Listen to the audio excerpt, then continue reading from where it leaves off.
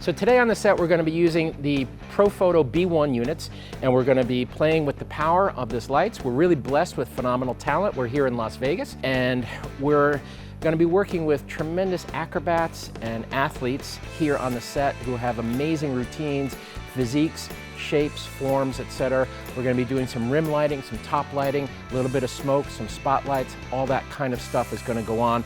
We have a main light that's basically up above me. I'll call it the main light. That is group 1A. It is a Profoto B1 dropped into a 1x6 strip light. So it's a long, narrow, skinny light, made even more skinny by the fact that there's an egg crate in it. The egg crate will control the flow of light, keep it beamed, if you will, kind of not so much spread.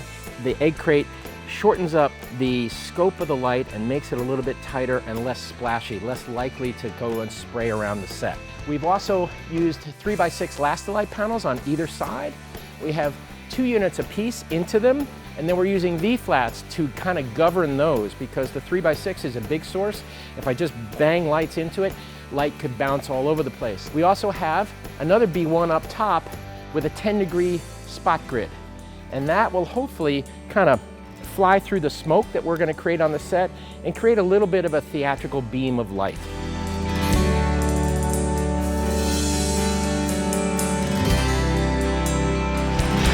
Smoke.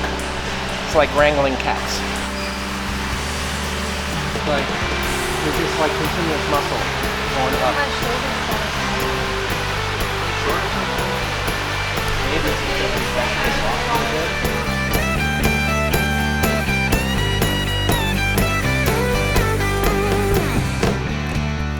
In the last set, we just discovered that the backlight was problematic. So I killed the backlight right from the TTL controller. Now I'm going to take my main light, my overhead group A, down by, say, 3/10 of a stop. I pulled it down so there's more wrap and coverage on cat. And then I was able to take my backlight, my C group light, make the C group a foreground light and bounce that off here. So I was able to control that at -1. I went to -2, then I popped it up to -1 and got an increment more power, and that feels comfortable right about there. So it's nice having this kind of control.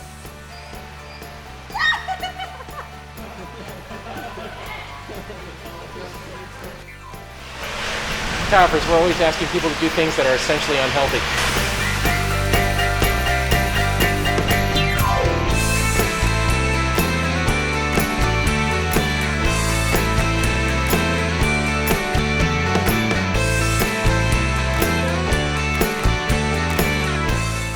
As I always say, there's nothing like an old tire.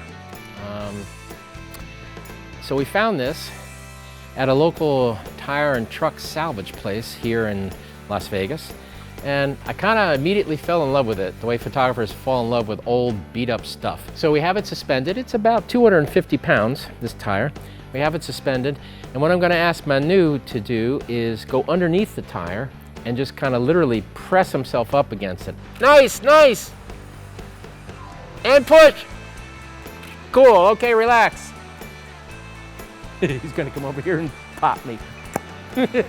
You push it, son of a bitch. Yeah, psychologically, we're all pulling for you, Manu.